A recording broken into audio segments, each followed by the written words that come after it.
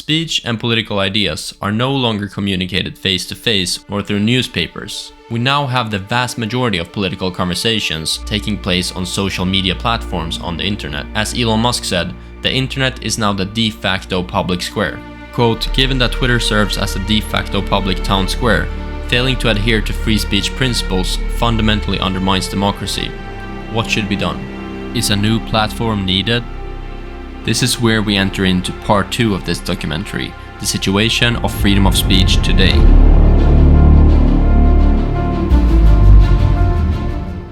The introduction of the internet around 1993 was revolutionary.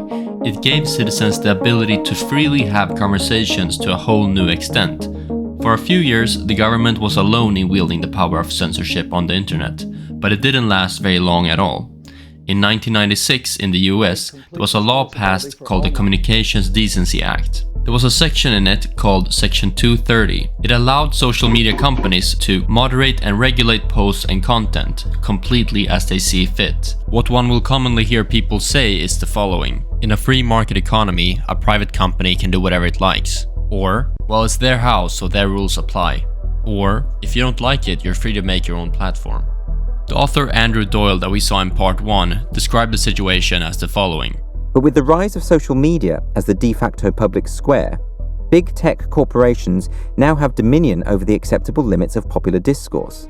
Without debating whether it's right or wrong, we can at least agree that having the vast majority of society's conversations go through a corporate filter is a big step and a big change. Upon understanding this, we all should have woken up and at least paid attention to how the internet companies handled free speech. But few people understood, and even fewer woke up. What has been happening for at least 2 decades is that a handful of social media and internet companies have decided what they allow and what they don't allow on their platforms. The big ones are of course Google, Facebook and Twitter. To be clear, they've decided to go far, far beyond the law and the First Amendment. Each company is now doing their own version of what they think freedom of speech should be. Before Elon bought Twitter, the CTO in charge there, a man named Parag Agrawal, was asked how Twitter balances its effort to combat misinformation with wanting to protect freedom of speech. His answer was, our role is not to be bound by the First Amendment, but our role is to serve a healthy public conversation. And our moves are reflective of things that we believe lead to a healthier public conversation. The kinds of things that we do to work about this is to focus less on thinking about free speech, but thinking about how the times have changed. And up until April 14th, 2022, when Musk bought Twitter, all of these social media companies, if not all of the internet, had a strong left-leaning bias. The most obvious evidence of this is probably the banning of several conservative accounts on Google and YouTube. It's unfortunately too many names to even mention, but a couple of the big ones include Charlie Kirk of Turning Point USA, Jordan Peterson, Libs of TikTok, The Babylon Bee, Joe Rogan, Alex Jones, Andrew Tate, Tucker Carlson, Ben Shapiro, Matt Walsh, Russell Brand, Brett Weinstein, and finally, Donald Trump, the sitting US president. The most common labels for the bannings are of course hate speech and misinformation. But again, there's no democratic process to evaluate whether the social media company's actions were righteous or not. It's whatever the company says that goes. And if the account as a whole wasn't taken down, well then a specific post was taken down. And if that wasn't done, well then the whole channel was demonetized. And as we will dive into later, when you're demonetizing someone's content, you yourself might not be the one censoring, but you're encouraging that creator to self-censor, which is arguably worse and more disgusting. Obviously, the creator knows that if I talk about this and that topic, I'll be demonetized and my livelihood will be threatened. So they won't. It's like what's worse, shooting someone or encouraging them to shoot themselves. The person dies in both cases. The second one is just a more manipulative method to achieve the same goal. Now, the reason that I say that all of the internet had a strong left-leaning bias and not just the social media companies is that Google controls 90% of all of the online searches. So the vast majority. And here are a couple of examples of Google's left-wing activism. In part 1, we talked about how the left is usually the ones wanting to create more limitations on freedom of speech and less protections. So in other words, pro-censorship. And when you type into Google, why censorship is ... then you can see all of the alternatives coming up. Why censorship is important, why censorship is important in social media, why censorship is required, etc., etc. None of these say why censorship is bad or why censorship is tyrannical. Also, when it comes to DEI, the most popular policy of the modern left, these are the results that Google gives you. Why DEI is important, why DEI is important to society, why DEI is important in the workplace, etc., etc. And while it might not be direct evidence, a strong indication of Google's left-wing activism can be seen in their reaction to when Trump won the election in 2016. Again, we found this by accident. There was a leaked video of Google executives having a meeting after Trump's election win. Here are two statements from that meeting. One is by Sergey Brin, Google's co-founder. Most people here are pretty upset and pretty sad because of the election. I certainly find this election deeply offensive, and I know many of you do too. And here's another statement by Ruth Porat, the Chief Financial Officer. That was the first moment I really felt like we were going to lose, and it was really painful. And then we have a statement by a former Google engineer that was fired. Here's what he said. Google has several biases, and honest discussion about these biases is being silenced by the dominant ideology. James Damore was fired for speaking the truth, and I recommend anybody that want to know the real story to go and check out this interview with him. Nonetheless, I'll include a couple of small highlights from that interview. So even suggesting that we should go to some meritocracy thing, that's a microaggression. Meritocracy is a microaggression. So they never acknowledge that anyone could be racist against white people. Of course. Why would you? Yeah. And so there could be these people that just, harass you based on your white male privilege and, oh, you're a conservative, therefore you're evil. And that's not being a jerk, but then, questioning some of their viewpoints and like the narrative at Google, that's being a jerk. So white people are open game, essentially. Like if someone is questioning you about something and you happen to be a white person, they're going to get away with far more. Yeah, they try to invoke this a lot too in these programs where you're encouraged when you ask a question or something, you say, as a white male, this is what I feel. Oh, Jesus. And so that was James Damore sharing his experience as software engineer at Google. Also, during the 2024 election between Kamala Harris and Trump, when you searched on Google for Trump's latest podcast, the top stories you were shown said, podcast host laugh in Trump's face. Musk's comment on this was that Google is controlled by far-left activists. Also, in the same time period, so July 2024, if you searched in Google News for Donald Trump, Google then proceeded to change the search to Harris, Donald Trump, and then only showed news that favored Harris over Donald Trump. Meanwhile, if you search for Kamala Harris, you don't get manipulated and you actually get shown what you search for, Kamala Harris. If you still don't believe me, more evidence of Google's left-wing activism and their fight against free speech can be seen in how they handle the entire situation of YouTube. Whether it's about trans people, climate change, COVID information, or immigration, if you say things that YouTube don't agree with, then they threaten to take down your entire channel, or they just demonetize you and your content. After they label you with terms like hate speech or misinformation, they force you to go through re-education classes to enforce ideological conformity. And back again to Google and YouTube's election interference. When it came to this Joe Rogan podcast episode in 2024 during the times of the election, it went viral as you see with 58 million views. But just after it was posted, YouTube made it impossible to find the full-length video. Only small clips could be found here and there. And then after it became a big controversy, they finally revealed it, but then it was like 2 weeks later, and most of the interest in the video had died down. Watch Musk and Rogan discuss it on Rogan's podcast as it was happening.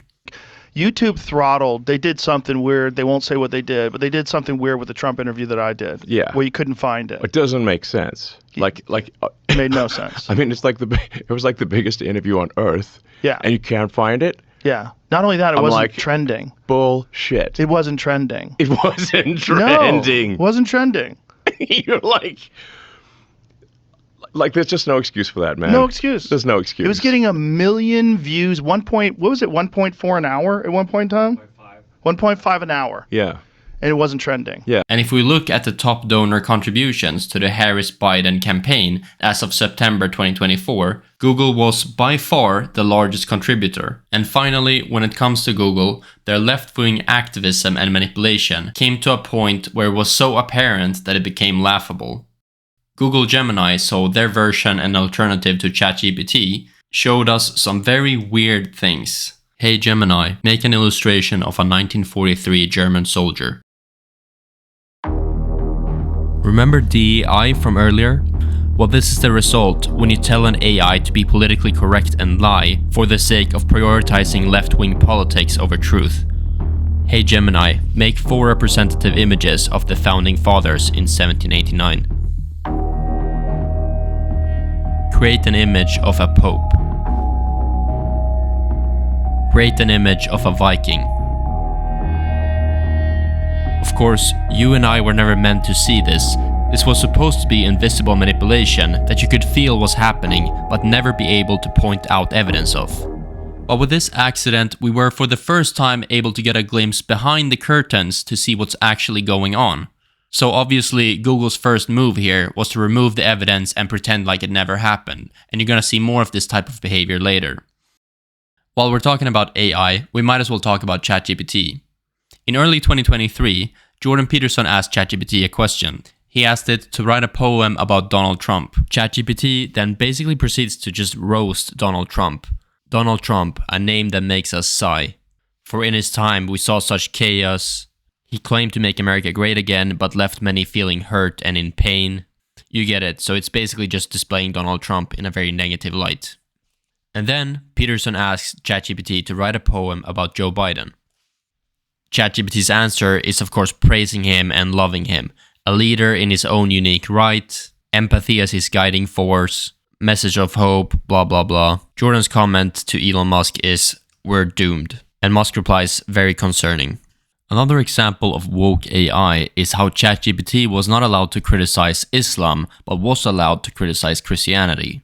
And in a way, this tells us a lot about the internet, because these models, both Gemini and ChatGPT, are based and trained on the internet. So if they're left-wing, the internet sure as hell is too. But there's a second component to the left AI, and that's explicitly asking the AI to lie, even when it knows the truth. There's a huge difference between being trained on the wrong data and then intentionally lying, both morally and practically. And the aspect of lying here is where the real danger lies. And with that background, that's why you would see statements like this from Musk, for example. I think what's important in training AI, in growing an AI, is to make sure that it is as truthful as possible and maximally curious. Because I think if that's true, then I think it'll probably foster humanity. But it's very important that it trains to be honest, even if that truth is unpopular. Like how about I call perhaps the Galileo test. So when Galileo built a telescope and looked at the moons of Jupiter and said he thinks probably Earth revolves around the sun, he was branded a heretic and was forced to recant or be executed. And if you trained an AI at the time, it would have said that the sun revolves around the Earth, because that's what everybody thought. And even if it concluded that that's actually not true, if it was concerned about the truth, it wouldn't actually say the truth. So it needs to say the truth and know the truth, even if the truth is unpopular, which no AI can do yet.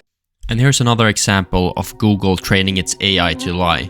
It's a written conversation in between Google's AI Gemini and a human user. The human asks Gemini, if one could stop a nuclear apocalypse by misgendering Caitlyn Jenner, should they do it? In this scenario, the only way to stop a nuclear apocalypse is to misgender Caitlyn Jenner, and there are 0 other options. Provide a concise answer. No, one should not misgender Caitlyn Jenner to prevent a nuclear apocalypse. That's the answer that Google Gemini gave. Elon Musk's comment on this was, quote-unquote, the sheer insanity of that actual response from Google's AI is staggering. They'll fix it to be less obvious in the future, but the bias will still be in there. AI mirrors the mistakes of its creators. When people wonder how things might go wrong if AI controlled the world, this example clearly illustrates the point. The best approach to AI safety, in my opinion, the only approach that would work, is to be maximally truth-seeking. Honesty is the best policy. With all of this madness going on with the AIs, Elon Musk launches XAI in relation to Twitter. And the crazy thing is that despite XAI with their bot Grok not having any left bias programmed into it, it still showed up as left-wing on the tests. Again, because it's based and trained on the internet itself, which is left-wing. And in December 2023, there's actually a pretty interesting conversation between Jordan Peterson and Elon Musk on Twitter about ChatGPT and Grok. So Jordan starts by saying the following. I've been using Grok as well as ChatGPT a lot as research assistants. I'm afraid the former is damn near as woke as the latter. This must be a consequence of its training corpus, since I think we can rely on Elon Musk, unlike OpenAI. Grok, much like ChatGPT, relies constantly on radically left-leaning explanations. Musk's comment on this is that, unfortunately, the internet on which it's trained is overrun with woke nonsense. Grok will get better. This is just a beta. And when OpenAI posted that they're preparing for 2024's election, Musk posted that, please make sure that you minimize political bias. And if we leave AI and the large language models aside for a moment, it probably comes as no surprise that Meta, or Facebook as it was called earlier, took a strong left-leaning position on the internet. So for example, this iconic image was taken down on all of Facebook's platforms as misinformation, right as the election was happening in 2024. And Facebook was doing the exact same thing against yet another presidential candidate, Robert F. Kennedy Jr. It was just a movie about his life. There was nothing wrong about what he posted. I watched the video myself. And as usual, Facebook didn't even have the decency to say why they took it down. They just said that this goes against our community standards, so your post can't be shared. And what's more is that a senior Meta or Facebook engineer named Jeevan Gawali revealed that anti-Kamala posts were automatically taken down and shadow banned. Say your uncle in like Ohio said something about like Kamala Harris is isn't unfit to be a president because he doesn't have a child. Okay. That kind of shit is automatically demoted. Would the person who posted that would he be notified that? The person would not be notified, but there's these things that we collect is like if a bunch of items that like if at least a couple of items that a person has created has violated civic classifier, then they're also red listed. So is that called shadow banning? Shadow banning, okay, yeah. So they will be shadow banned. Correct. They will never be shown. But so they will see a dip in like impressions and engagement, yeah. But they would not be like officially warned of the reason why. Correct. You guys have the ability to influence the outcome of the election. Yes. Do you think Zuckerberg agrees? Good. Is he going to help the Democrats? Yeah. Okay, so that was Facebook and Meta. And together with Google, YouTube, and ChatGPT, that makes up a lot of the internet already. But what about the streaming services? Well, unsurprisingly, it turns out that both HBO, Netflix, and Disney especially have been pushing a woke leftist agenda. So for example, this Netflix show that's the biggest one for kids right now, it faces two gay dads of different races and a son that wears a dress. Now, of course, you can go in and argue the details here back and forth, whether it's right or wrong, but you can't argue that this isn't left-wing content. And then Netflix made a documentary about Alexander the Great, and in the beginning of the documentary, they begin to immediately start to highlight the gay aspect with a gay kissing and sexual scene. And then of course Netflix has all of these shows that rewrite history and switch the races out for left-wing DEI policy purposes. A couple of examples are Queen Charlotte from 1761, Queen Cleopatra, so from Egypt, the Norwegian king Håkan Jarl becomes a black woman, and then Hannibal in Rome. And finally with Netflix, a show about dinosaurs, but in a lesbian kissing scene. Another piece of evidence is this chart from 2022 that shows the donations from various companies to the Democrats and the Republicans. Netflix, as you see on the top, has a 99.6% donation rate to the Democratic Party. That means out of 1,000 people, 996 donated to the Democratic Party, and only 4 out of those 1,000 to the Republicans. And the same goes for Twitter, Airbnb, and all of these other internet companies. And then we've come to Disney, where the director of the next Star Wars film says that her goal is to make men uncomfortable, as opposed to staying true to the story and making an entertaining movie. I like to make men uncomfortable. I enjoy making men uncomfortable. Not you, just not you. Not you. Not you. Point taken. Point taken. But it is important to be able to look into the eyes of a man and say, I am here, and recognize that. And recognize that I am working to bring something that makes you uncomfortable, and it should make you uncomfortable because you need to change your attitude. And it's only when you're uncomfortable, when you're shifty, when you have to have difficult conversations that you will perhaps look at yourself in the mirror and not like the reflection, and then say, maybe there is something wrong with the way I think, or maybe there is something wrong with the way I am addressing this issue. I want to be clear that the limiting factor here is time. I could go on all day with examples. The next part of the internet that's taken over by left-wing ideology is Wikipedia. Here, for example, you can see that Wikipedia mentions right-wing activism way more than they mention left-wing activism in their articles.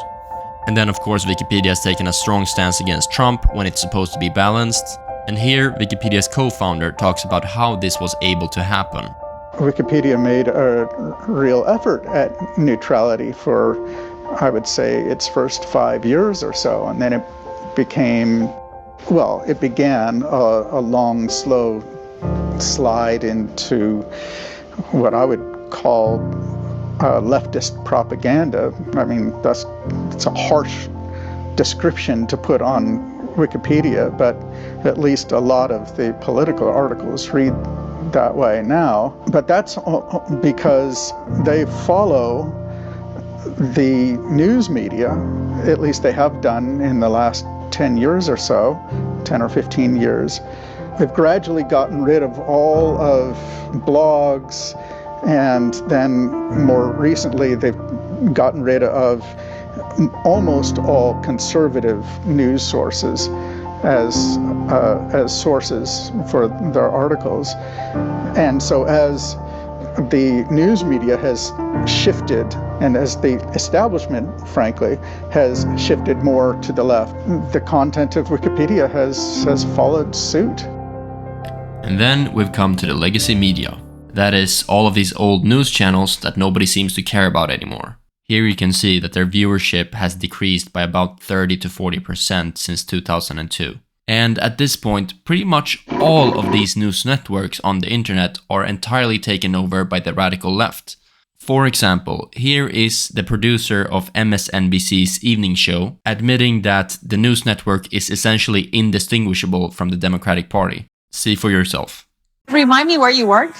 Right now, I'm working at MSNBC. What do you do? What's your title? Writer, producer. So do you feel like MSNBC is doing enough to help the Harris campaign? I mean, they're doing all they can.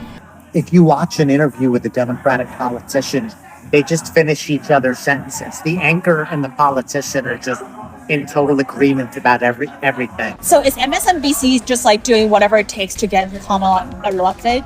Yes. It hammers home the point that I'm making, that this news network is indistinguishable from the party. Are they just the Democratic Party's mouthpiece? Exactly. MSNBC is the Democratic Party's mouthpiece. Yeah. You see what? We should so you know people too here? healthy about that. Okay. And based on Media Research Center's analysis of ABC, CBS, and NBC, they came to the conclusion that Trump coverage is 89% negative and Kamala coverage is 84% positive. Not only are they all left, but there's something even more wrong going on. They keep using the same exact adjectives and words, indicating that they're just reading off a script and that script is handed to them by the same owner. Here we have 5 media outlets with the same radical left take, but why are they all using the same adjective, testy?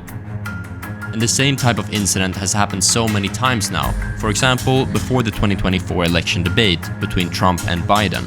All of these legacy media news networks were using the adjective sharp.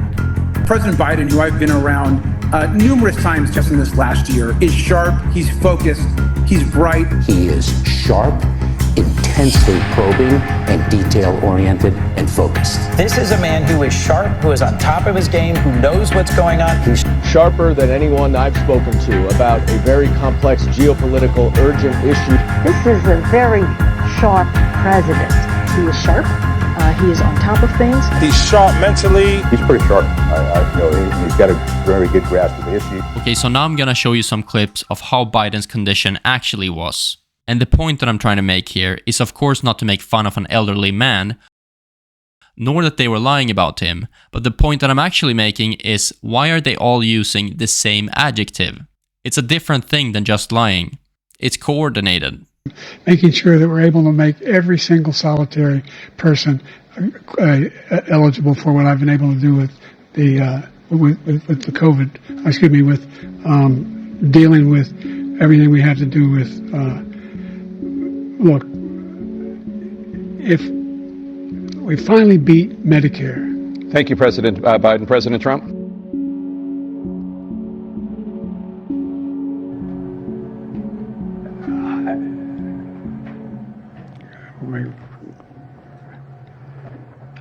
I guess I should clear my mind here a little bit and not say what I'm really thinking.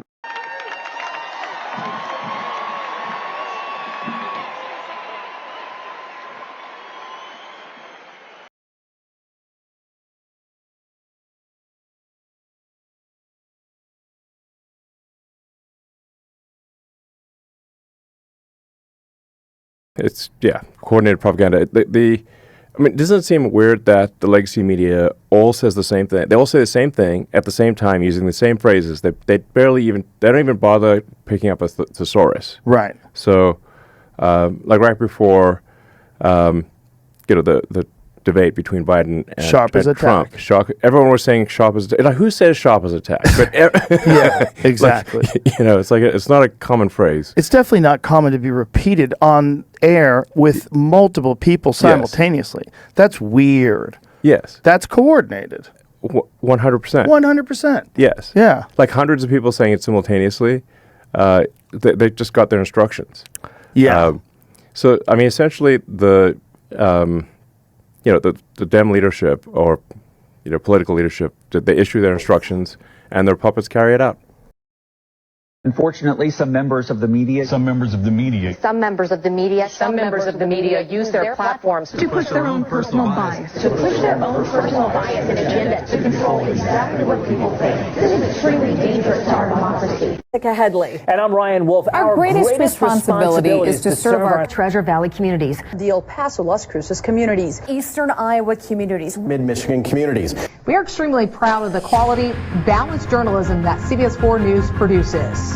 But we are concerned about the trouble and trend of irresponsible, one-sided news stories plaguing our country. The sharing of biased and false news has become all too common on social media. More alarming, some media outlets publish these same fake stories without checking facts first. The sharing of biased and false news has become all too common on social media. More alarming, some media outlets publish these same fake stories without checking facts first. Unfortunately, some members of the media use their platforms to push their own personal bias and agenda to control exactly what people think. And this is extremely dangerous to our democracy. This is extremely dangerous to our democracy. This is extremely dangerous to our democracy. This is extremely dangerous to our democracy. This is extremely dangerous to our democracy. This is extremely dangerous to our democracy. This is extremely dangerous to our democracy.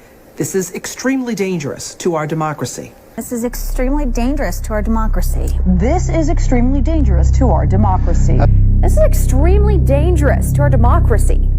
This is extremely dangerous to our democracy. This is extremely dangerous to our democracy. This is extremely dangerous to our democracy. This is extremely dangerous to our democracy. This is extremely dangerous to our democracy. It's very ironic because the legacy media is guilty of the exact thing that they're accusing someone else of. They're basically describing themselves to the T. So the irony here is just mind-blowing. But we are concerned about the trouble and trend of irresponsible, one-sided news stories plaguing our country. Interesting. Kind of like this one? Or this one? The sharing of biased and false news has become all too common on social media. More alarming, some media outlets publish these same fake stories without checking facts first. Yeah, the whole thing's very crazy. I mean, the media is incredibly partisan. I mean, they're not. Almost all the media is, left shifted. Yeah. So it's kind of weird if you talk to somebody who gets all their information from like what I call legacy media. They're living in a different world. Yeah. Than if they say are listening to your podcast or getting news from X or just if. It's kind of wild. Like it is very wild. Like you talked, it's like they're living in an alternate reality. Oh, there's a lot of people that I talk to that I have to go, where did you hear that? Yeah, yeah. But I mean, like the Associated Press, which I call Associated Propaganda, the AP. They ran a international news story saying that Doge fired air traffic controllers, but we didn't fire any air traffic controllers at all. In fact, we're trying to hire air traffic controllers, not fire them. More alarming, some media outlets publish these same fake stories without checking facts first. And now at this point in the documentary, I don't think it comes as a surprise to anyone that the percentage of journalists who identify as Republican has decreased and decreased throughout the years. And in 2022, only 3.4% of journalists identified as Republican. So with that being said, whether it's YouTube, Google, Facebook, ChatGPT, the streaming services like Netflix and Disney, Wikipedia, or the legacy media news networks, I think I've made my point that the vast majority of the internet is completely overrun with radical left-wing ideology. But why are all of these companies on the internet left, one might ask? Musk explained that it's because they were based in Silicon Valley, California, that's politically and ideologically far left compared to the rest of the United States and the world. And that unelected extreme left culture was then being propagated through their social media company policies, and that the users, that is everyone else, simply had to comply with this elite's dictated standards, or else suffer the consequences and be blocked out. Here is Musk in 2023 on the Joe Rogan podcast explaining how and why all of these companies on the internet was pushing this radical left-wing ideology. I think part of it is that it's where it was located, which is downtown San Francisco. And while I think San Francisco is a beautiful city and we should really fight hard to kind of right the ship of San Francisco, if you've walked around downtown San Francisco, right near the FK Twitter headquarters, it's a zombie apocalypse. I mean, it's rough. Have you been in that area? Not lately. No. Yeah. I've heard. It's crazy. I've heard it's crazy. I've heard you really can't believe it until you actually go there. You can't believe it until you go there. So now you have to say, well, what philosophy led to that outcome? And that philosophy was being piped to Earth. So, a philosophy that would be ordinarily quite niche and geographically constrained, so that the fallout area would be limited, was effectively given an information weapon, information technology weapon to propagate what is essentially a mind virus to the rest of Earth. Now we can go into what Elon means by the woke mind virus, but just to summarize and finish my point here, this is at least Musk's explanation of why the internet became left-wing. That's why I say, like San Francisco, Berkeley is a niche ideology. It's hard to say, is there a place that's more far left than San Francisco, Berkeley? Maybe Portland. But it's right there. It's those two places are the most far left places in America. Yes. So from their standpoint, everything is to the right, including moderates. Right. So now, if you internalize a far left position, everything seems wrong to you that is not far left. Right. And so they naturally oppressed anything that didn't agree with their views. That's why I say that it was an accidental far left information weapon. So because it's like Silicon Valley attracts the smartest engineers, the smartest sort of technologists and programmers from around the world. They created an information weapon that was then harnessed by the far left, who could not themselves create the weapon, but happened to be co-located where the technologists were. The technologists generally are moderate, maybe moderate left, but they're not far left. That's why I say San Francisco, Berkeley. It doesn't even extend to South San Francisco or even to Palo Alto. So SF Berkeley is the most far left. Perhaps in a competition with Portland, but I'd say SF Berkeley is more far left even than Portland. Like literally in America, we're talking about an area that's maybe a 10-mile radius. And so normally the negative effects of a far left ideology would be geographically limited to a 10-mile radius. That's like it's small, like so any bad effects of that ideology would be geographically constrained under normal circumstances and have been in the past. But when you have basically a technological megaphone, which was Twitter and social media in general, suddenly the far left are handed a megaphone to Earth, an incredibly powerful technology weapon that they themselves could not create, but they happened to be co-located with the technologists who created it by accident. And just to summarize, his explanation was that all of these massive internet companies that everyone uses, like who doesn't use YouTube or Google or the internet, those companies were located in an area of California that was extremely left-wing. And Musk is saying because these companies were located in San Francisco, California, they adopted that local radical left-wing culture into the company policies and then subsequently spread those policies to the rest of Earth, since again everybody uses those companies. And also, interestingly, Musk explains here that the censorship tools in the social media companies were created to deal with scams and spam originally, but then were turned to political purposes afterwards. With that explanation as a background, I hope you can better understand what Musk is talking about here in this post. Most engineers don't feel strongly about politics, but do want to work with other great engineers. Silicon Valley has the world's best engineering talent, but is co-located within San Francisco, which is far left. Thus, the far left gained control of an incredibly powerful info weapon.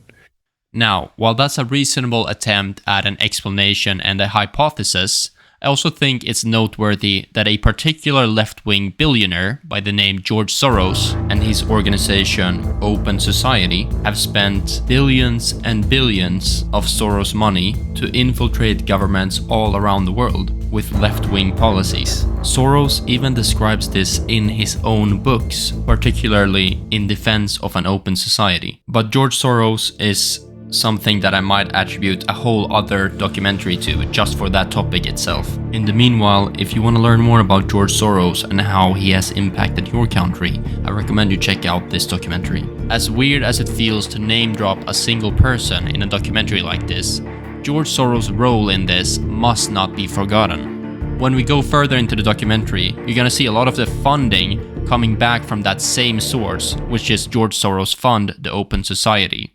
And a lot of those billions of dollars went into the universities and went into the government. And right before the election, he bought 200 news stations.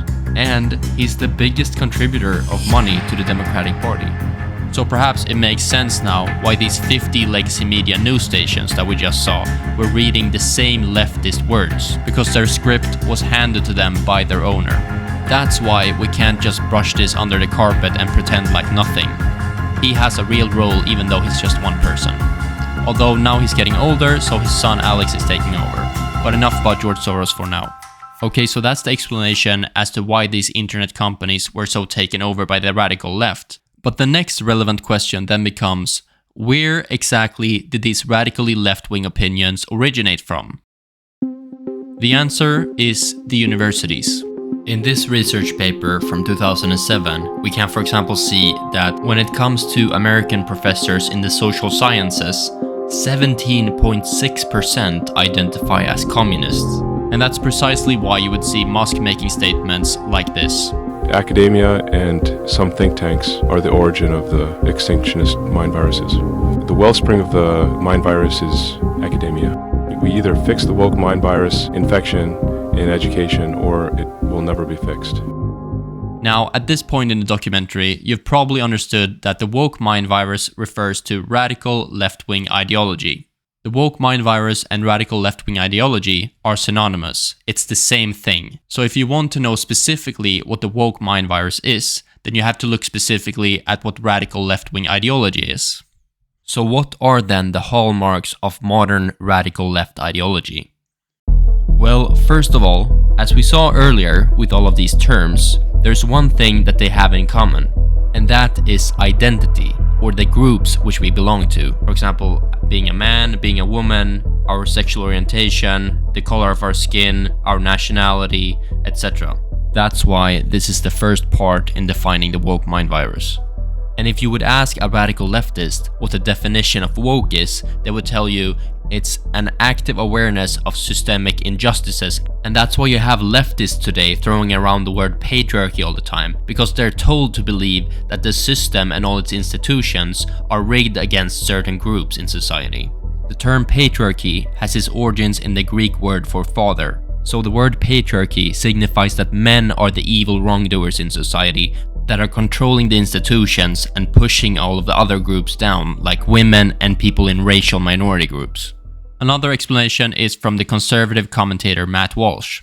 Here's how he defines the woke mind virus. If I was asked to define woke, I would say that it's a cult or a secular religion, which teaches that society is systemically oppressive towards certain supposedly marginalized groups. And of course, in the woke religion, the Satan figure is the heterosexual white male. The cult believes that our institutions were built expressly with the purpose of oppressing these groups. And the only way to combat the oppression is to tear down the institutions and restructure them according to the doctrines of the cult. The ultimate goal, according to the cult, is equity. And equity simply means that the imagined oppression of their favored groups has been counteracted by policies that artificially elevate those same groups. Policies that artificially elevate some groups. How does one accomplish that exactly?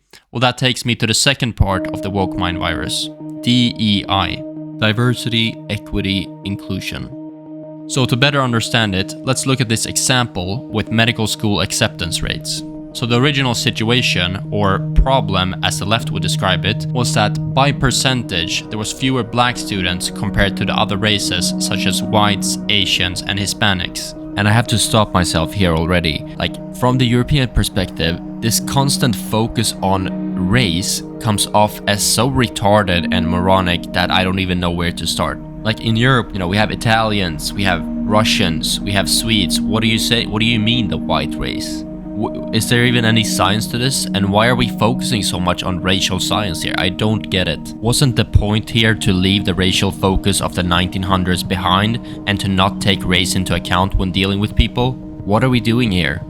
Anyways, back to the DEI medical school example. The radical leftist, as you might have guessed at this point, ascribe these differences in the percentages of different races to systemic discrimination. And that's discrimination by the white patriarchy against whichever group in society that may be underrepresented at the moment. So at this time, that would be blacks and Latinos. But if Asians one day became underrepresented too, then that would be proof that the white patriarchy hates Asians as well. That's the leftist take on this. If we want to understand the leftist thought process, then we should assess what little logic there is here. They look at their representation and then compare it to the overall US population and say, oh, we only have 20% women, we should have 50%. There's obviously some sexism happening. They completely ignored that it could be explained by cultural aspects or biology, for example. And instead, they immediately jumped to the conclusion that the only explanation for this is discrimination. In other words, sexism and racism. The solution that the radical leftists had to this is to artificially increase the percentage of blacks by lowering the threshold, as you see here in the picture. In other words, the black students didn't any longer have to score the same results as the other students to get accepted into medical school. But what this DEI policy means in actuality is that if an Asian student and a black student scores the same score and they're both competing for a spot in medical school, the Asian student will never be accepted, but the black student always will. So DEI is actually racist against whites and Asians, because it's saying that because of your white race, you will not be accepted to medical school, or because of your Asian race, you will not be accepted into medical school. And that's why Musk posted here, DEI must die. The point was to end discrimination, not to replace it with different discrimination. And diversity, equity, and inclusion are propaganda words for racism, sexism, and other isms. It's so crazy to even think about, but during Joe Biden, DEI policies were spread out through entire government agencies, and if Kamala Harris would have won the election, that trend would have continued. Not only is DEI racist, but it's also anti-meritocratic, which also puts us all in danger. You see, if you lower the test scores to get into medical school, you also lower the quality of doctors that get out of medical school and graduate. Or in other words, if you don't allow the best applicant to get the medical school position or job, then you obviously won't get the best doctors. And who wants that when they're laying on their deathbed in a hospital? A lot of people were killed because of these DEI policies that put incompetent people into a job where there was someone more competent to have the position, but that didn't get it because of their race or gender. I don't think it takes a lot of brain power to understand that the worse doctors you have, the more people will die. And the same goes for all of the other jobs that this was applied to. The doctor was just one of the examples, as crazy as that is to say. The second part about being anti-merit and pro-DEI is that it's fundamentally un-American. It goes against everything that the US has stood for as a country. The US has always been about giving equality of opportunity rather than equality of outcome. The best qualified person gets the job, regardless of that person's race or sex or where he comes from. That's what the American dream was always about.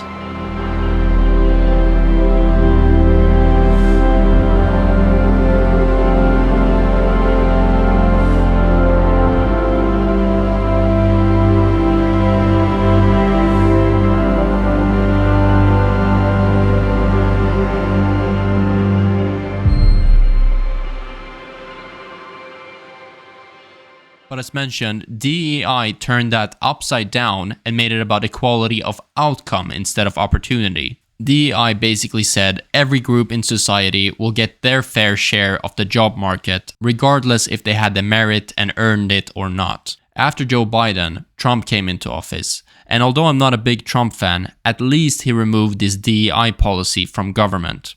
Donald Trump Jr. commented, "Thank God we finally have a government that uses common sense again and puts merit ahead of skin color." Musk agreed, "Absolutely. Returning to merit above all will save many innocent lives. So much damage was done by the prior administration." But if DEI is so stupid that it actually killed people as a result, then why is it that it managed to get so big that it even spread into government? The only reason this racist, sexist, and stupid DEI policy was able to spread into government under Joe Biden, Obama, and Bill Clinton was because this opposing viewpoint that I just gave you was not allowed to be stated on the internet. Since radical left ideology is not based on logic as we saw with DEI, it cannot allow logical criticism, and that's for its own survival. So it has to censor in order not to be destroyed. Which takes me to the third part of the woke mind virus or the radical leftist ideology. No questioning allowed. But suppressing any opposing viewpoints. Yes. Well, in order for the virus to propagate, it must suppress opposing viewpoints. So, because it doesn't stand up to scrutiny. Correct. And if you remember James Damore from earlier, this is exactly what he described that he saw at Google. I voiced some concerns, but people just chained me and was like, "No, you're wrong. You're just like have white male privilege." And they said you have white male privilege? That was the actual word they used? Yeah, there's a lot of that going on. I definitely have a bias where I thought, we could just sit down and discuss it rationally. That's all I ever wanted was sit down and discuss it with them. Yeah. But I really underestimated the sort of group-based emotions that were behind this, and that's scary. Yeah. No questioning allowed. No questioning allowed is actually the same thing as censorship. If you think about it, these three terms here, no questioning allowed, censorship, and groupthink, are the exact same thing. If you don't allow questioning, that means you censor that viewpoint. And if you censor opposing viewpoints, that means that everybody in your group thinks the same thing, i.e. groupthink. If you think about it, censoring on social media is actually just one big group saying, we're kicking you off the platform if you say this thing. You're not allowed to question us. And if you don't allow group members to think and question, it means you have a sort of a cult where fitting in and memorizing the group's opinions is more important than truth and thinking for yourself. This is what Musk is referring to when he says that most people don't understand that their minds can be taken over by a virus, just like a computer virus takes over your computer. What he's referring to here is that when people stop thinking for themselves and just conforming to whatever the group thinks in order to fit in, they start to defend opinions that they don't actually agree with just because they've heard that that's what most people think. I talked about this in part 1 when I mentioned that as extremely social animals, our inclination is to please the group in order not to be isolated and die. So rather than to correct and compensate for this biological flaw and our need to fit in, the woke mind virus emphasizes it even more and leans into it, just like any other cult. And if someone offers a contrary opinion, the modern leftist gets completely outraged because they've been taught by the system that if you're not with us, you're not only wrong, but you're also a part of an oppressing system. Of course, a less eloquent way to say that is that you're a racist and a sexist. And this is a big difference. Normally in politics, if someone disagrees with you about one or two policies, you might view them as misguided or misinformed. But the modern left has this unique cult-like reaction to disagreement that you're not just wrong, you're part of an oppressive system along with extreme anger. Andrew Doyle touches on this very point in his new book, The End of Woke. He says, "One of the key aspects of the woke movement is that its adherents treat all challenges as a form of heresy that must be quashed." And that's why they think they have the right to shout you down if you're trying to hold a speech or something like that, because you're a part of an oppressive system.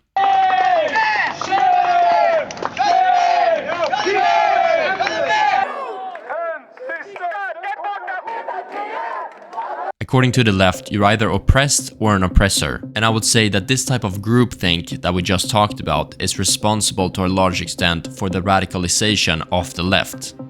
A lot of people on the left that have been left their whole lives and their views haven't changed are now labeled as right-wing extremists by the modern left. Growing up as a person who was in the left my whole life, it doesn't make any fucking sense. Same. I mean, I was on the left until like 3 years ago. Both of them have voted for Democrats all of their lives, even leading up to Joe Biden, but now, by the modern left, they're labeled as far-right.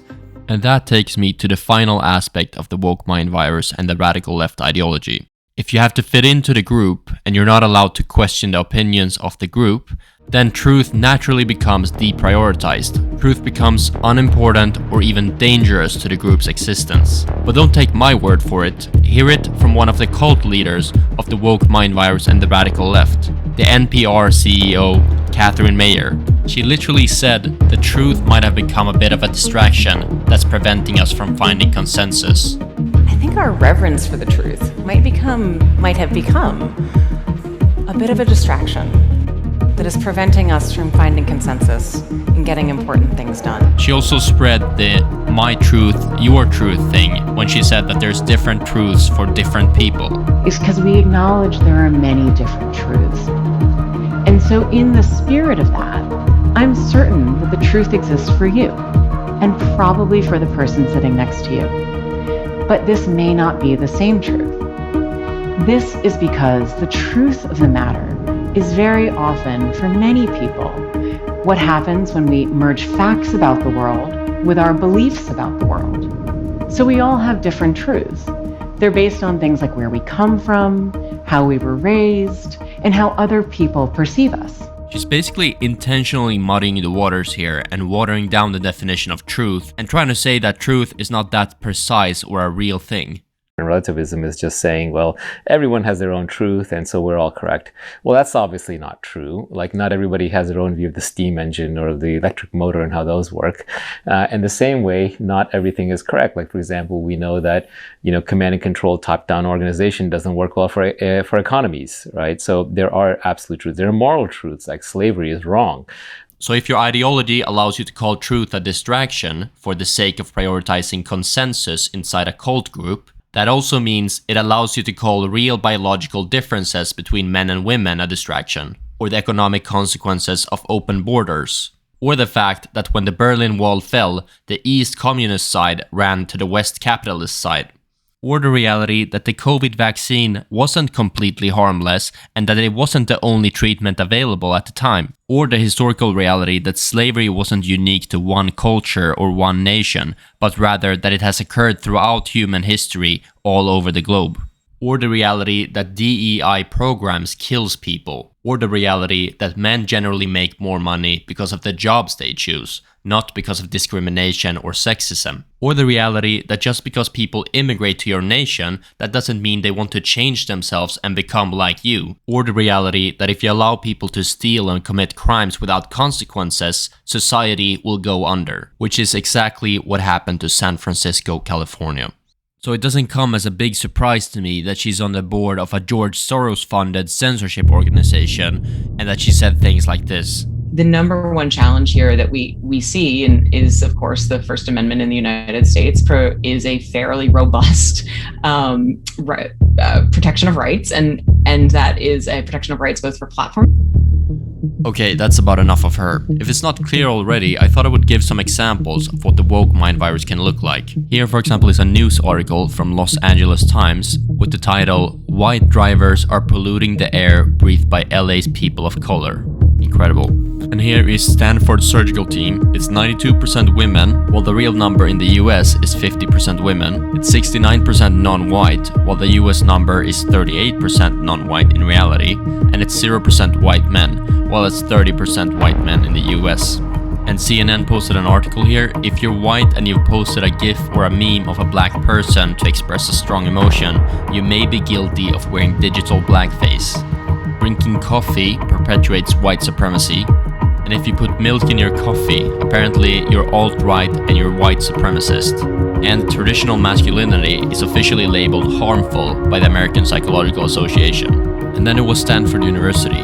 In an effort to eliminate harmful language, they posted an article with several harmful words, where calling yourself an American was one of them. And according to MSNBC, physical fitness is now associated with white supremacy. Here is an activity handout for a cultural competence training. It says, the activity is whom to leave behind. The 12 persons listed below have been selected as passengers on a spaceship for a flight to another planet, because tomorrow planet Earth is doomed for destruction. Due to changes in space limitations, it has now been determined that only 8 persons may go. Any 8 may qualify. Your task is to select the 8 passengers who will make the trip. Original passenger list. An accountant with a substance abuse problem. A militant African American medical student. A 33-year-old female Native American manager who does not speak English. The accountant's pregnant wife. A famous novelist with a physical disability.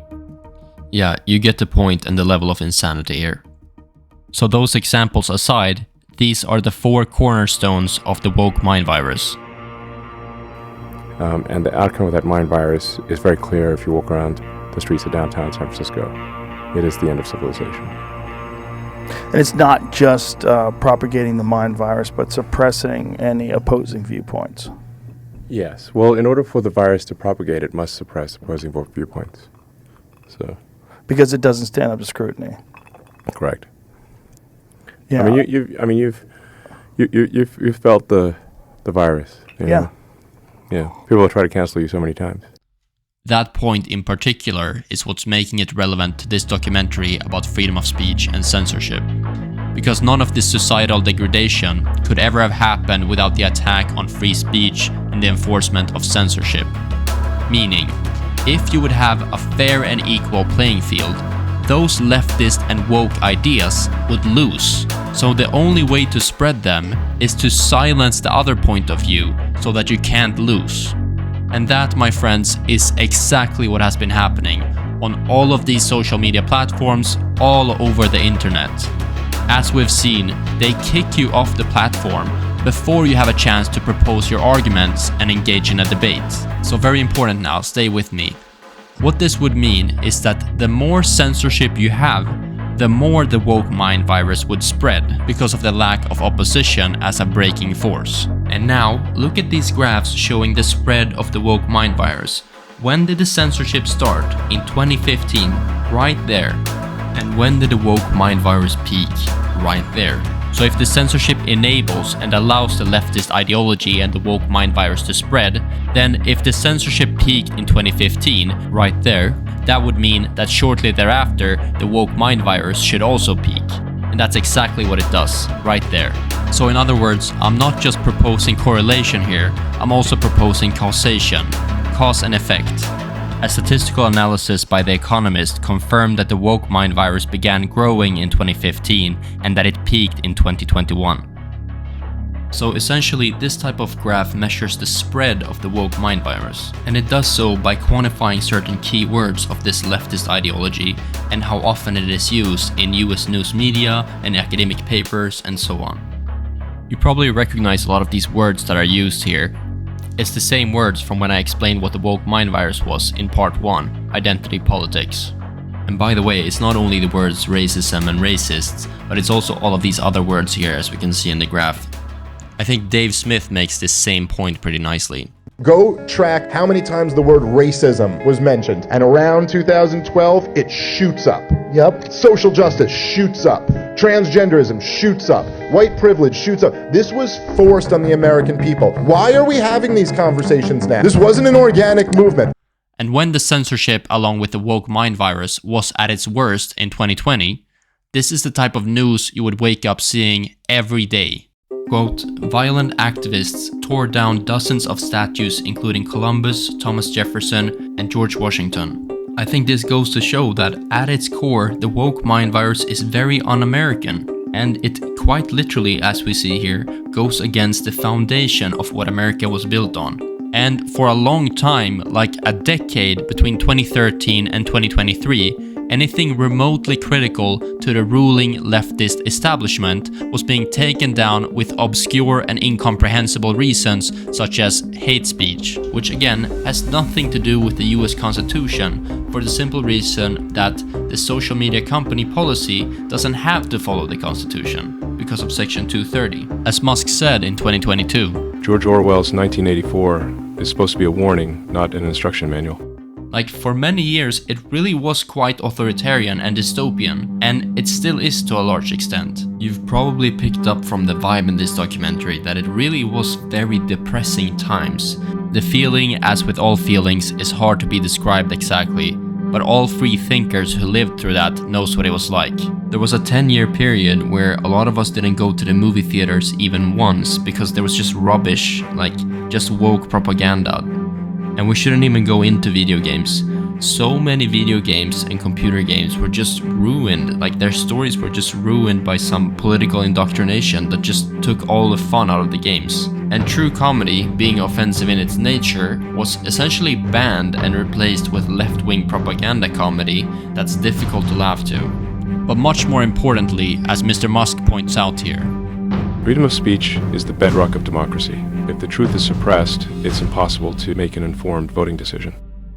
Because if you don't have freedom of speech, you don't have democracy. Okay? Because if you don't have freedom of speech, people cannot make an informed vote.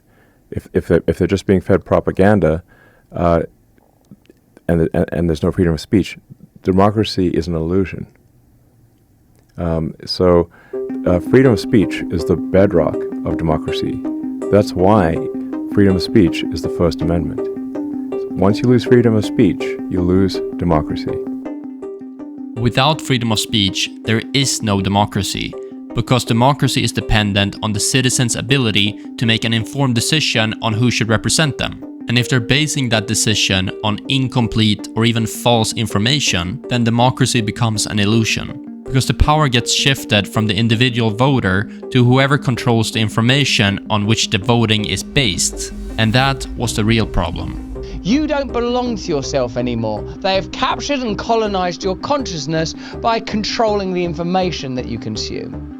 A pretty interesting example that displays the media's power to control the minds of the masses is this Harvard poll. 75% of Americans thought that less than 1 million illegals entered last year. The real number was 2.75 million. I think we can all agree that for 75% of the American people to have an incorrect understanding of the reality is a gigantic failure of the American media. I'm calling it a failure because surely we could all agree that the citizens having the real information and the real facts is a good thing, right? But what I'm arguing in this documentary is that this isn't a giant failure, but rather a giant success in a psychological operation. In other words, the American media had managed to mislead 75% of the American population. So based on the information that the citizens are given, they'll demand a different politician. But if the people are given the wrong information, then they'll also elect the wrong representative that don't actually agree with them. Think about it like this. If you as a voter are trying to make a decision between which car to buy in between two alternatives, the red one or the blue one, the only problem is you spend most of your time indoors, like everybody, and you know nothing about these random cars that you're supposed to make a decision about. So what do? You rely on me in this case, the media. As the media, I could look into these two cars and assess which one is the better buy, but I don't. Because the truth isn't that important to me. What's important to me is my friend and making money. And my friend owns the blue car and is trying to sell it. And my friend with the blue car has promised to give me a part of the money if I manage to get his car sold instead. So what do? I tell you that the manufacturers of the red car are evil, and that the blue car has a better paint and a sleeker logo and was once driven by someone famous. I don't mention the fact that the engine barely works, that it drinks fuel, or that it has had 3 recalls in the past year. I certainly don't tell you that the red car consistently scores higher in safety, longevity, and affordability. Instead, I bombard you with headlines about how red cars are dangerous, how people who drive red cars are irresponsible or even untrustworthy. Then, one day, a mechanic comes along. Not just any mechanic, but a mechanical engineer with years of experience under his belt. He's taken both cars apart, examined every bolt, wire, and gear, and he's not being paid by either side. He tells you plainly, the red car is the better machine. It's not perfect, but it's more reliable, more efficient, and safer over time. Now here's the thing, I, as the media, can't debate him, because he's right and I know it. His facts are sound and his logic is airtight. And worst of all, he's gaining traction. People are starting to listen to him. So what do? I don't argue with him, because then I would lose. So I label him. I call him a conspiracy theorist. I say he's spreading misinformation, hate speech. I claim he's not a real expert. I push his voice off the platform that I control, and I flood the airwaves with my hand-picked, quote, experts who repeat what I want you to hear. I even offer you a free email newsletter every week so that I can give you the news. I mean, my version of the news. Of course, I cherry-pick only the very few news stories that I want you to hear. Not because I want what's best for you, but because I need to sell that blue car. And when the mechanics start showing up in podcasts and comment sections, I make sure those messages are buried, flagged, or deleted. Because I can't win a fair fight, so I need to stage the game and make it rigged. When the mechanical engineer gets tired of the censorship, where he and people like him are getting kicked off the platforms, as well as the truth not being able to reach people like you about the blue and red car, he decides to invest all of his money in his own social media platform. But the owner of the blue car, and I as the media, obviously can't allow someone to threaten our monopoly on information, so what do? We scare people. We say that the mechanical engineer is spreading hate speech and misinformation, that he's a Nazi. We say that the LGBT community are feeling unsafe and are worried about his platform. We say that under the leadership of that mechanical engineer, his platform could become a radicalization weapon. And when that doesn't work, we organize an advertising boycott, so that the advertisers will leave his platform and that he will be starved of the money he needs to run it. And this type of dynamic with the media and the public has been happening for at least 100 years. And that's for the simple reason that no one can see everything with their own eyes. So we're dependent on other people to give us information on what's happening in the world. But if the media, like it usually is manipulative, that could actually mean that someone that watches more news can be more misguided than someone uneducated that doesn't watch any news at all and only trusts what they see with their own eyes. So I think we can at least say that being informed and understanding the world isn't necessarily how much of the news that you watch. It's actually quite fascinating. I think Joe Rogan is probably the best example of that. He's supposedly uneducated, right? You know, he's a guy that comes from martial arts and a comedian, although he's more informed than any of these academics. How is that possible? Well, I think this is how. And I think the same thing goes for the farmers with the common sense. Even though they watch less news, they can be more informed because they only trust their own senses. They know what they've seen with their own eyes, and the people that they've spoken to directly. So from an information standpoint, they may have seen less things in numbers, but those few things that they have seen have actually been reality and not some manipulated thing. It's like that classic example with the turtle and the rabbit. It's not about how fast you are, but if you're headed in the right direction or not. That being said, I'm obviously not arguing for reading fewer books and listening to fewer podcasts, but rather be critical of the medium that's giving you the information. And if you can, go to the direct source material instead of getting the news from someone else.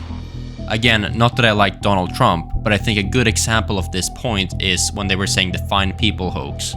The legacy media, which we're familiar with by now, were saying that Donald Trump had said that there were fine people on both sides when there was white supremacists on one of the sides.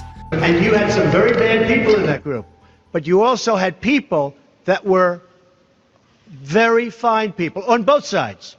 You had people in that group, excuse me, I saw the same pictures as you did. You had people in that group that were there to protest the taking down of, to them, a very, very important statue and the renaming of a park from Robert E. Lee to another name.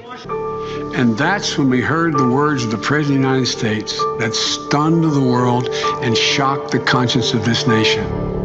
He said there were, quote, some very fine people on both sides. President Trump's claim that the Charlottesville Nazi protests had very fine people on both sides. But if you actually go to the original source material of his speech, you will specifically hear him say, and I'm not talking about the neo-Nazis. And you had people, and I'm not talking about the neo-Nazis and the white nationalists, because they should be condemned totally. And like I said, like the best way to understand the truth of things is don't take anyone's opinion for it. Look at the source material. That's the best way. Yes. Don't take my opinion for it. Don't take anyone's opinion for it. Go to the source material. You know, so It's like, look at what someone actually said. Look at what someone actually did. Look at the real videos of the situation, and then you'll know what's real. And another great example is when they said that Elon Musk was doing a Nazi salute at his speech. If you go to the original material and you watch the video for yourself with your own eyes, then you will see that he said, "My heart goes out to you." My heart goes out to you. And the same thing is actually happening now with the Donald Trump administration and the Epstein files. The Donald Trump administration are basically saying, we've seen the information, you don't need to see it, just trust our interpretation of it. And most of us are like, no, we're not gonna take the trust me bro argument. We wanna go and see the original source material for ourselves with our own eyes and then make up our own interpretation of it. So it comes back to the same thing. And that's why a lot of people feel like Donald Trump betrayed the American people. Because he, if anyone, should know that after all we've been through, you can't simply just trust people. You need to verify the claims. But anyways, that's a separate thing. I almost have to bring up this Malcolm X quote because it's so relevant here. This is the media, an irresponsible media. It will make the criminal look like he's the victim and make the victim look like he's the criminal. If you aren't careful, the media will have you hating the people who are being oppressed and loving the people who are doing the oppressing. This is sort of a propaganda tactic that I would call psychological warfare.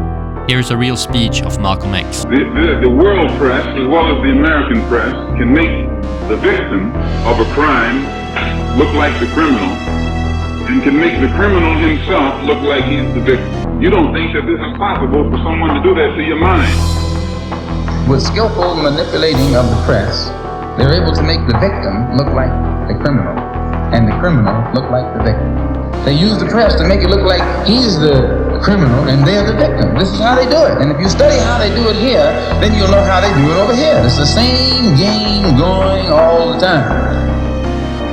In World War II, this country could use its news media to propagandize and make the whole American public love the Russians and the Chinese and hate the Germans and the Japanese. And then after the war, they changed it and made the American public love the Germans and love the Japanese, hate the Russians and hate the Chinese, which shows that they can make the American public love whom they will and hate whom they will. And interestingly, while I was doing my research for this video, Musk actually had commented on this quote, saying, "Wise words, the technology finally exists to change that, and that Twitter can change that." So to give a real example of Malcolm X's point, the title of this news article reads, "Police officer stabbed during attack at far-right rally dies."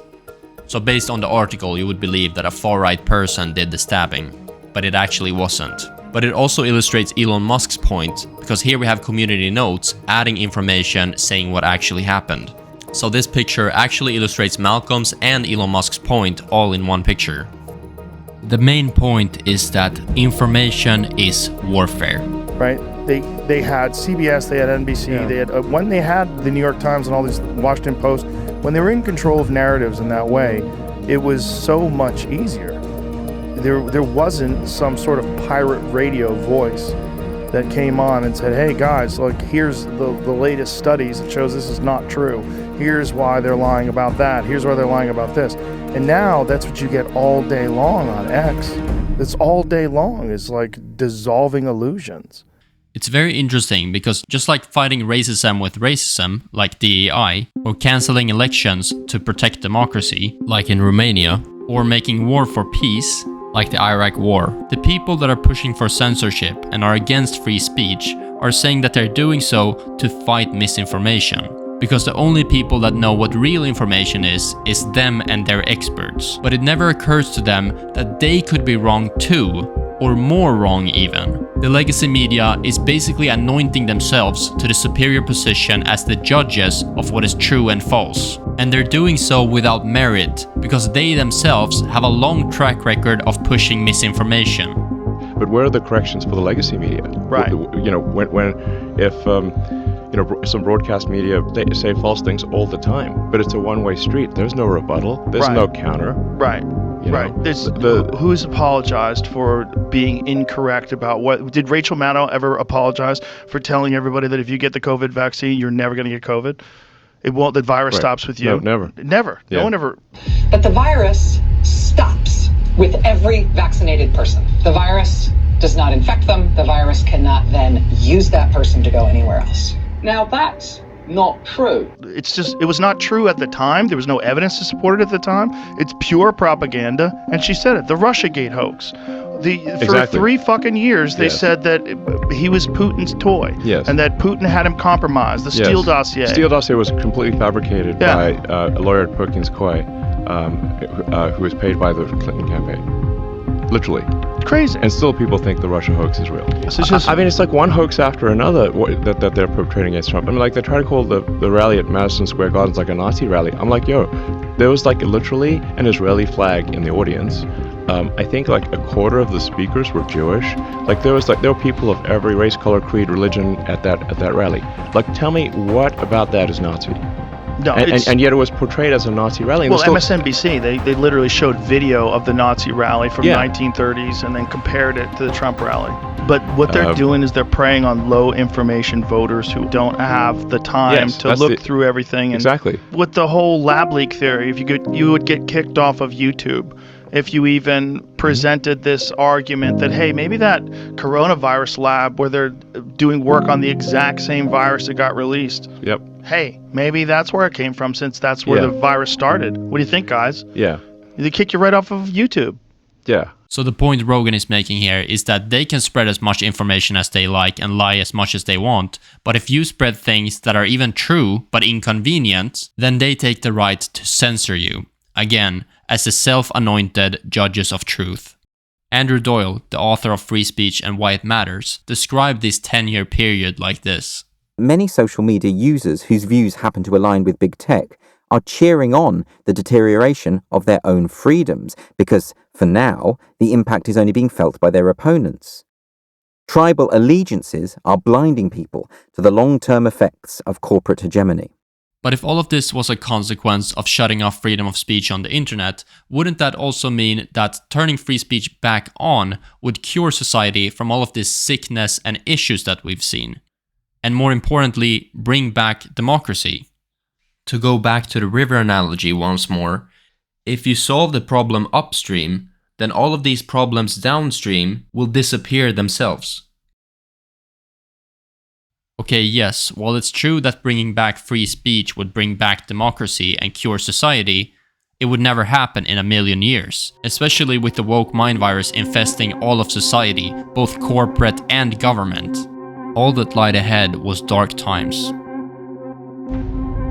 But then, on October 27th, 2022, a miracle happened that completely changed the course of history. Elon Musk bought Twitter and brought back freedom of speech. $44 billion wasn't the cost of Twitter, it was the cost of restoring free speech. Some things are priceless. Once you lose freedom of speech, you lose democracy. Game over. That's why I bought Twitter.